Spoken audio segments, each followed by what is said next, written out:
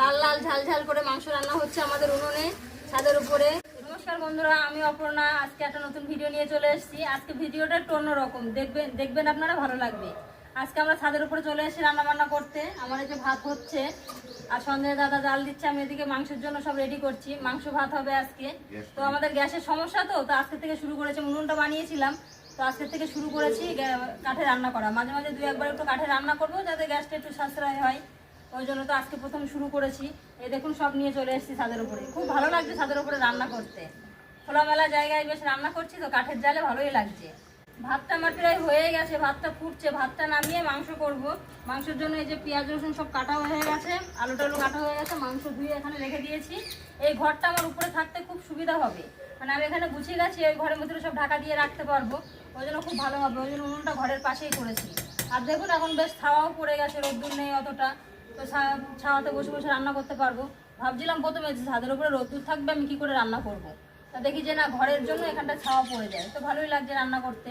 তো ভাতটা হয়ে গেলে আমি মাংসটা বসিয়ে দেবো। সঞ্জয় বারবার আসছে আর দেখছে, ও খুব মজা পাচ্ছে। ওকে আমি নিচ থেকে সব ভরে দিলাম যে এইগুলো সব নিচে উপরে নিয়ে যা। ও সিঁড়ি দিয়ে সব নিয়ে দিয়ে গেল, বয়ে টয়ে দিয়ে আবার নিচে গেছে। ও এক্ষুনি আবার চলে আসবে। ও ভাবছে আজকে কি না কি হচ্ছে, খুব আনন্দ পাচ্ছে।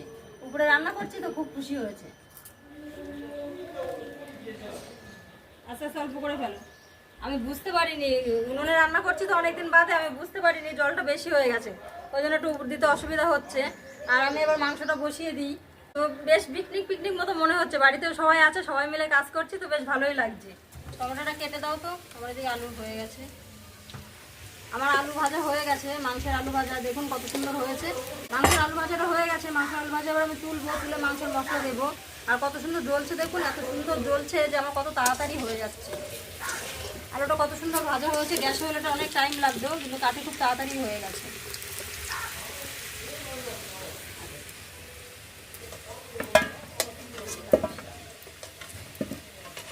আলুটা তুলে নিই, এরপর বেশি লাল লাল হয়ে যাবে।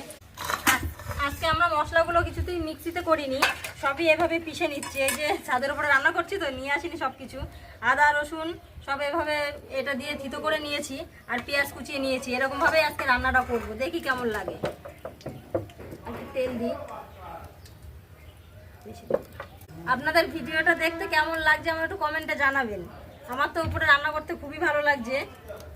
উপরে রান্না করবো বেশিরভাগ ভাবছি। পেঁয়াজটা দিয়ে দিলাম তেলের মধ্যে, দিয়ে পেঁয়াজটা একটু ভাজা ভাজা হলে তারপর মশলাগুলো দেবো। আজকে একটু গোটা মশলা মতো রান্না হবে। সঞ্জয় দাদা আমার খুব সাহায্য করে দিচ্ছে। সব এটা নেই সেটা নেই মনে পড়ছে, অতগুলো না মনে পড়ছে, নিচ থেকে দৌড়ে এনে দিচ্ছি। এখনো প্রথম আজকে এসছি তো, সব নিচে রাখা আছে, এবার মনে থাকছে না সব কিছু নিয়ে আসতে। তেজপাতাটা আনার কথা মনে ছিল না, তারপর বললাম, আমার একটু এনে দিল। একবার নিচে যেতে হচ্ছে, একবার উপরে আসতে হচ্ছে। এক দিয়ে দিলাম, দিয়ে এবার মাংসটা কষবো মশলা দিয়ে। পেঁয়াজটা একটু ভাজা ভাজা হলে তারপরে এই মশলাগুলো দেবো, দিয়ে মাংসটা দিয়ে একটু কষে। বাবা আজকে খেতে চেয়েছে একটু পাতলা করে মাংসের, মানে মুরগির মাংসের ঝোল। তো বাবার মতোই আজকে করব,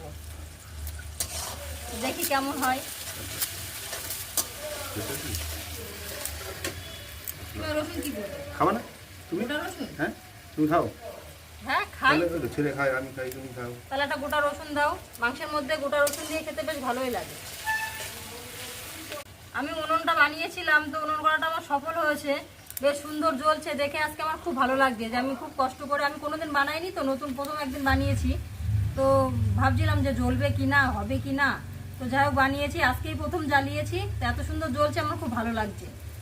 এরকম হলে বেশ ভালো লাগে, যে না একটা কাজ করলাম, কাজটা সফল হয়েছে, ভালো হচ্ছে, তো ভালো লাগে। আমাদের সব থেকে বড় সমস্যা, উনুনটা তাও মাটি জোগাড় করে ফ্ল্যাট হচ্ছিল, সেখান থেকে মাটি নিয়ে এসে উনুনটা বানিয়েছি, কিন্তু কাঠ পাবো কোথায়? এখানে তো কাঠের কোনো ব্যবস্থা আমার বাড়িতে নেই, গাছপালা নেই বা কিছু নেই যে আমি কাঠ সেখান থেকে নেব।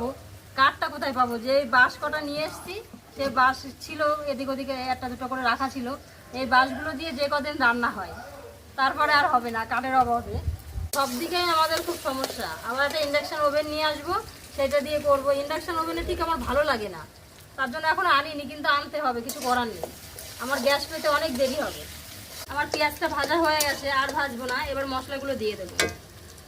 আগে থেকে বেটে রেখেছি, এই যে থিতো করে রাখা আর কি, আদা রসুন কটা কাঁচা লঙ্কা এভাবে আমি হালকা করে থিতো করে নিয়েছি। আজকে আর মিক্সি টিক্সিতে বাটিনি, এটা দিয়ে দিয়েছি।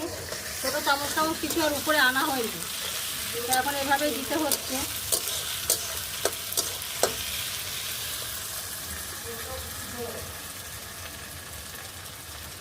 উপরে জল টল সব আছে তো অসুবিধা হয় না, তাদের উপরে জল আছে, জলের ব্যবস্থা করা আছে, ফল টল সব আছে, এখানে রান্না করতে অসুবিধা হয় না। আমাদের যখন বেশি রান্না হয়, কেউ লোকজন আসলে বা কোনো অনুষ্ঠান করি, তখন তো উপরেই আমরা রান্না করি।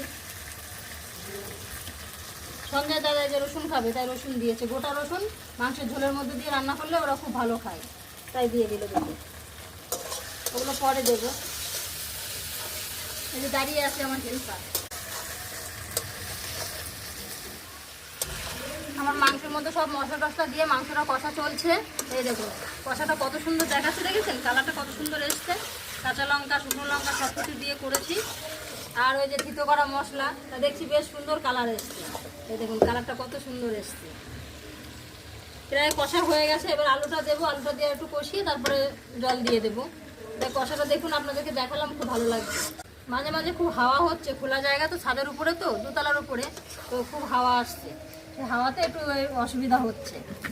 তো যাই হোক হয়ে গেছে আমার, আর একটু হলেই হয়ে যাবে, তাড়াতাড়ি হয়ে গেল। একটু ধোয়া টোয়া চোখে আসছে। আমার মাংস রান্না হয়ে গেছে, এই দেখুন কত সুন্দর ফুটছে টকবক করে। অবশ্যই এখন জালটা বন্ধ করে দিয়েছি, তাও দেখুন কত সুন্দর ফুটছে। গরম মশলাটা সব দেওয়া হয়ে গেছে, এবার আমি নামিয়ে নেব। ভাত আর মাংস হয়ে গেল, এবার নিচে নিয়ে গিয়ে সবাই খাবো। তো বাবা ঝোল ঝোল খেতে চেয়েছিল, হালকা পাতলা, তো সেরকমই রান্না করেছি। তো আমি নামিয়ে নিই, আর একটা ধরার করি। তো বন্ধুরা সব হয়ে গেছে, আমি এবার নামিয়ে নিই। আর আমার এই আজকের ভিডিওটা কেমন লাগলো আপনারা কমেন্টে জানাবেন, তাহলে এরকম ভিডিও আমি আবার বানাবো।